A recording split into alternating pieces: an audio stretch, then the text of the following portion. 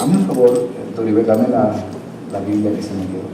Santo Bien, mío. hermanos, quería mostrarle antes de comenzar la predicación unas fotos.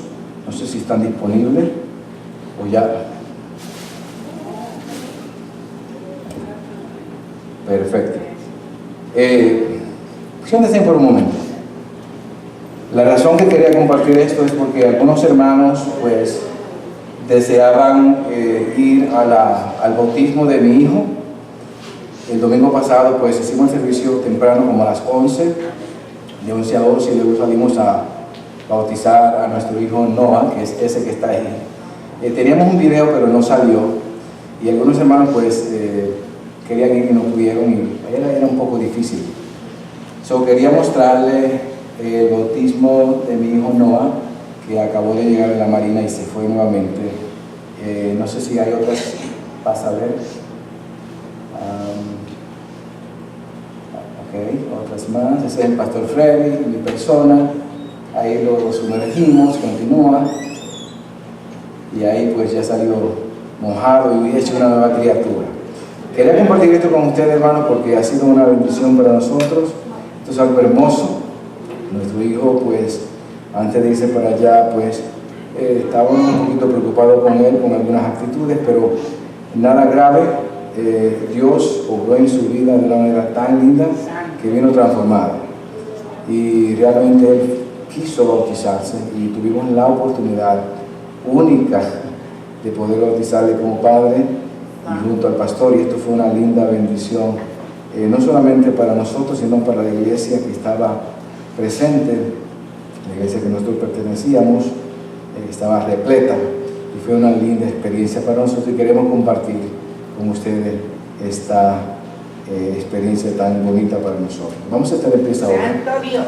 Y vamos a leer la palabra de Dios y busquemos en el libro de Segunda de Samuel. Segunda de Samuel.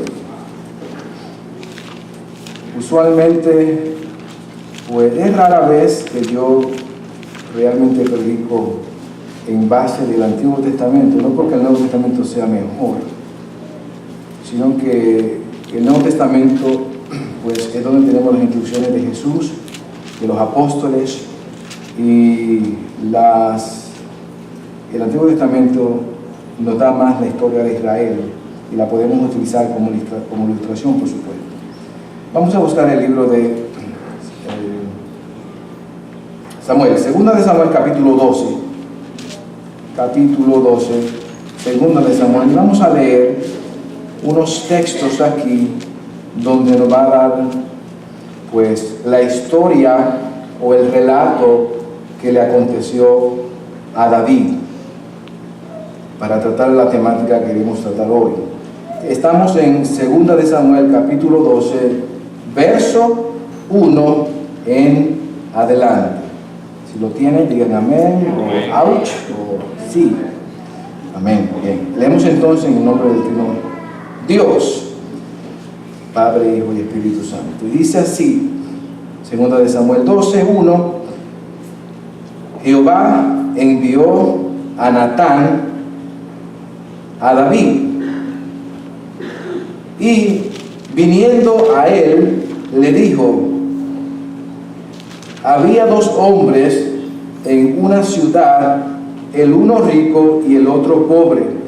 El rico tenía numerosas ovejas y vacas, pero el pobre no tenía más que una sola corderita que él había comprado y criado, y que había crecido con él y con sus hijos juntamente, comiendo de su bocado y bebiendo de su vaso y durmiendo en su seno.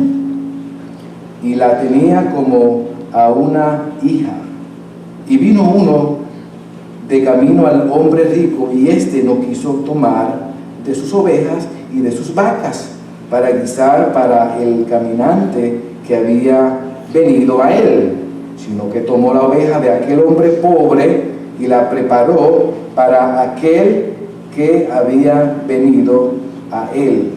Entonces se extendió el furor de David en gran manera contra aquel hombre. Y dijo a Natán: vive Jehová, que él que tal hizo es digno de muerte. Él no sabía que era el mismo. Y debe pagar la cordera con cuatro tantos, porque hizo tal cosa y no tuvo misericordia. Entonces dijo Natán a David: tú eres aquel hombre.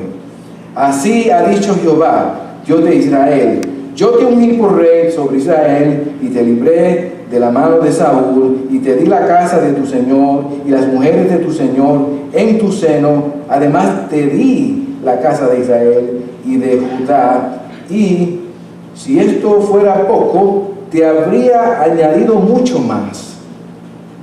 ¿Por qué? Pues tuviste en poco la palabra de Jehová, haciendo lo malo delante de sus ojos. A Urías Eteo heriste a espada, y tomaste por mujer a su mujer, y a él lo mataste con la espada de los hijos de Amón, por lo cual ahora no se apartará jamás de tu casa la espada, por cuanto me menospreciaste. Y tomaste la mujer de Urías Eteo para que fuese tu mujer. Así ha dicho Jehová: he aquí yo haré levantar el mal sobre ti de tu misma casa, tomaré tus mujeres delante de tus ojos y las daré a tu prójimo, el cual yacerá con tus mujeres a la vista del sol. Porque tú lo hiciste en secreto, mas yo haré esto delante de todo Israel y a pleno sol. Entonces dijo David a Natán: pequé contra Jehová. Y Natán dijo a David: también Jehová ha redimido tu pecado, no morirás. Pueden tomar asiento, hermano.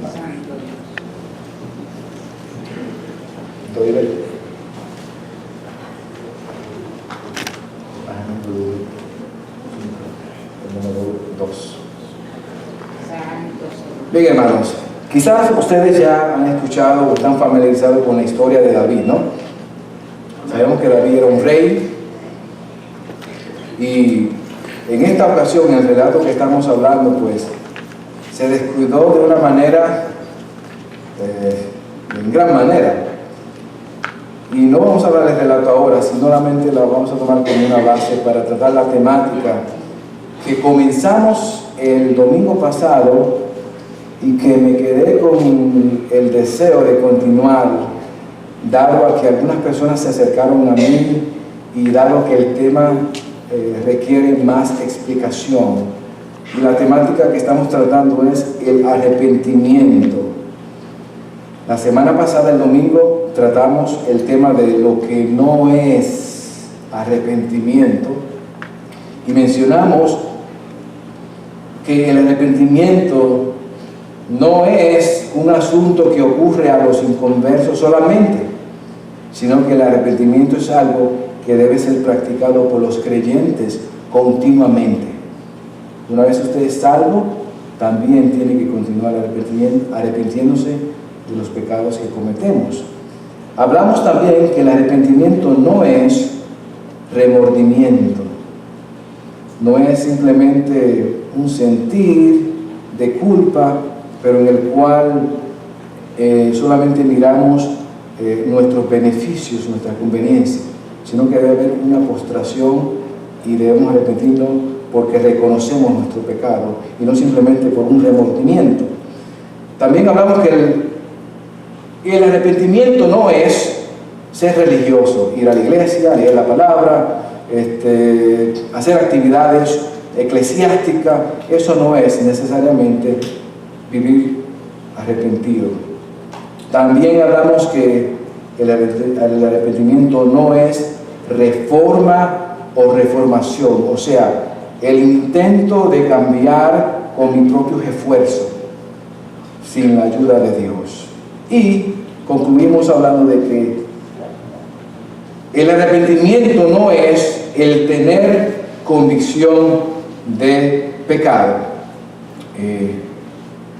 El paso previo a entrar a un arrepentimiento verdadero es la convicción del Espíritu.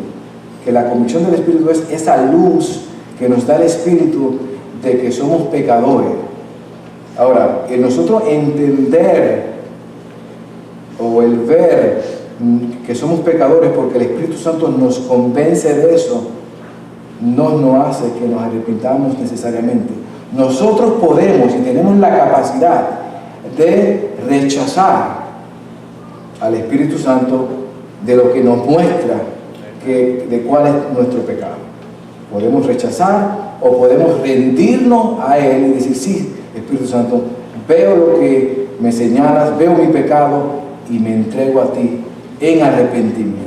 Pero el hecho de ser convencido de que somos pecadores o que hemos pecado en alguna área, que lo hace el Espíritu Santo, no es arrepentimiento en sí. Ahora, sabemos que esta doctrina del arrepentimiento es sumamente importante. Es sumamente importante porque no tiene que ver solamente con el caminar como creyente que usted comienza y es salvo, sino que tiene que ver con un desarrollo, con un progreso, con un crecimiento en su vida espiritual. Usted tiene que ir, mientras va caminando como creyente, reconociendo su falta y sus pecados continuamente. No haga y ni cometa el error que yo cometí cuando era joven, ignorante, que lo que yo hacía era que, ¿saben qué? ¿Para qué voy a pedir perdón o arrepentirme? Ahora yo voy a esperar a fin de mes, acumulo todos esos pecados y luego le confieso a Dios. Después salir con la lógica tan extraña, yo era un jovencito por supuesto, de que dije: pero ¿para qué lo voy a hacer cada mes? Lo voy a posponer para 6 meses. Mientras tanto, lo que hacía era que no confesaba mis pecados, no me arrepentía, y el pecado es algo, hermano, que si usted no lo confiesa y se arrepiente, lo va enredando cada vez más. Es como un hilo. ¿Sabe lo que es el hilo de coser? El hilo en sí, cuando usted se da una vuelta en el cuerpo, o dos, usted puede romperlo fácil. Pero sígale dándole vuelta un hilo a su cuerpo por cientos y miles de veces a ver si después lo puede romper. No, se va haciendo fuerte y luego no puede salir. El pecado es algo que atrapa, y para soltarnos se requiere un gran esfuerzo, por supuesto. Solamente con la ayuda de Dios podemos lograrlo. No cometa ese error. Ahora, hoy no queremos ver o no queremos tratar la parte de lo que no es el arrepentimiento, sino lo que es arrepentimiento. ¿Qué es arrepentirse?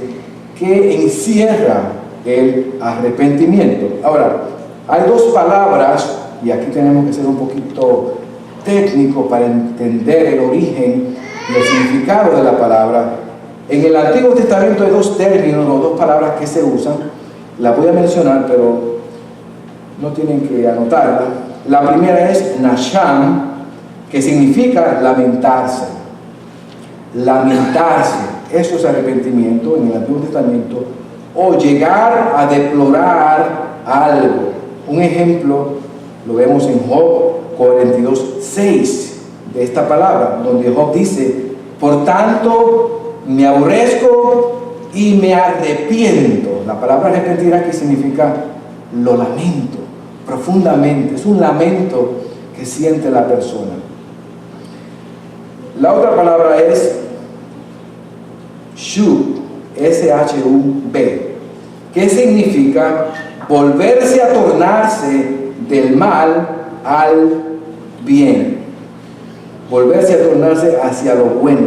En el Antiguo Testamento abunda mucho este concepto y describe la responsabilidad que tenemos nosotros en el proceso de arrepentimiento. Y usaré algunas frases, en algunos versos. Josué 24:23 dice: vuélvanse del mal de todo corazón al Señor. Ahí vemos el concepto de tornarnos del mal hacia lo bueno. En Jeremías también vemos la misma frase. Jeremías 4:4 dice: cambien la actitud malvada del corazón ante el Señor, que es lo bueno. Vemos de lo malo a lo bueno. Jeremías 4:14, la misma idea. Limpia del mal tu corazón. En otras palabras, tórnate del mal y vuélvete hacia lo bueno.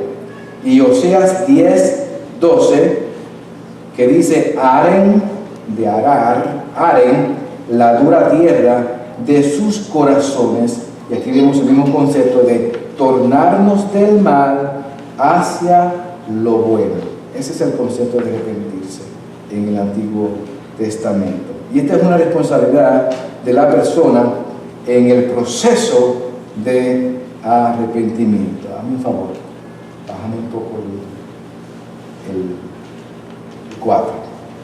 Escucho un eco. Bien, en el Nuevo Testamento, y me van a perdonar esta parte técnica, es necesaria para entender el origen de la palabra.